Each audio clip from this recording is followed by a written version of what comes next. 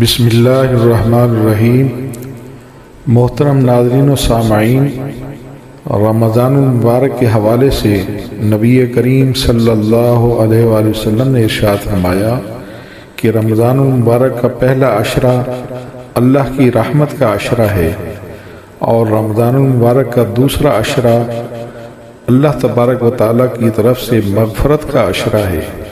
اور رمضان المبارک کا تیسرا اور آخری عشرہ دوزخ سے رہائی اور نجات کا عشرہ ہے۔ اس حدیث کا مفہوم یہ ہے کہ یکم رمضان سے لے کر 10 رمضان تک ہمیں اللہ رب العزت کی طرف سے نظر رحمت کو تلاش کرنا چاہیے، اور حدیث پاک میں آتا ہے کہ جس بندہ مومن پر اللہ پاک نظر رحمت فرما دیں گے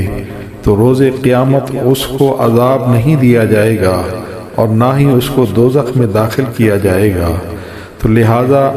یکم رمضان سے لے کر 10 رمضان تک ہمیں اللہ کی رحمت تلاش کرنی ہے، اور دوسرا عشرہ جو مغفرت کا عشرہ ہے، یعنی 11 رمضان سے لے کر 20 رمضان تک اس کو دوسرا عشرہ کہا جاتا ہے۔ اس میں ہم نے استغفار کی کثرت کرنی ہے اور اللہ پاک سے ہم نے معافی طلب کرنی ہے، اللہ پاک سے ہم نے بخشش مانگنی ہے، اور رمضان المبارک کا تیسرا اور آخری عشرہ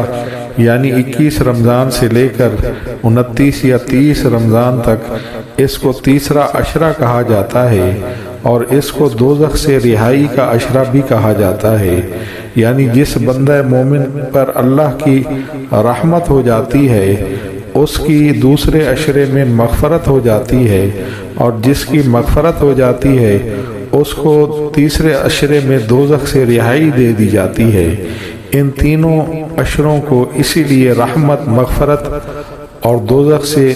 نجات کے عشرے کہا گیا ہے۔ اللہ پاک ہمیں تینوں عشروں میں بھرپور عبادت کرنے کی توفیق عطا فرمائے، آمین ثم آمین۔